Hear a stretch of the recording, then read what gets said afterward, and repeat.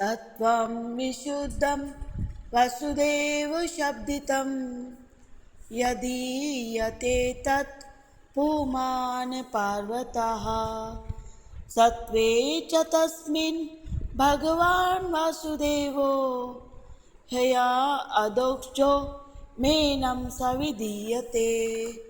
मैं शुद्ध कृष्ण चेतना में भगवान वासुदेव को सदैव नमस्कार करता रहता हूँ। कृष्ण भावनामृत ही सदैव शुद्ध चेतना है, जिसमें वासुदेव नाम से जाने जाने वाले पूर्ण पुरुषोत्तम भगवान का बिना किसी प्रकार के अवरोध अनुभव होता है। यत्पाद पंकज पलाश विलास भक्त्या करमाशयं ग्रथितमुद्ग्रन्थयन्ति सन्ता त्वद्वन्रिक्तमतयो यतयोऽपि रुद्ध स्तोत्रो गणा सतमरणं भज वासुदेवम्। जो भक्तगण नित्य ही भगवान के चरण कमलों की सेवा में रत रहते हैं, वे सकाम कर्म की जोर से बंधी गांठ जैसी इच्छाओं को सरलता से लांघ जाते हैं। चूँकि ऐसा कर पाना दुसाध्य है, अतः अभक्त जन ज्ञानी तथा योगी इंद्रिय तृप्ति की तरंगों को रोकने का प्रयास करके भी ऐसा नहीं कर पाते। अतः तुम्हें आदेश है कि तुम वसुदेव के पुत्र श्री कृष्ण की भक्ति में लग जाओ।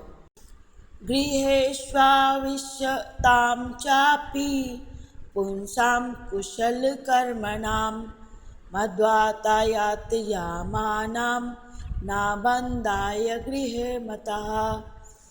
जो लोग भक्ति के शुभ कार्यों में लगे होते हैं, वे यह भलीभांति समझते हैं कि पूर्ण पुरुषोत्तम भगवान ही समस्त कर्मों के परम भोक्ता है। अतः जब भी ऐसा व्यक्ति कोई कार्य करता है तो कर्म फल पूर्ण पुरुषोत्तम भगवान को अर्पित कर देता है और भगवान की कथाओं में व्यस्त रहते हुए ही सारा जीवन बिताता है। ऐसा व्यक्ति गृहस्थ आश्रम में रहकर भी कर्म फलों से प्रभावित नहीं होता।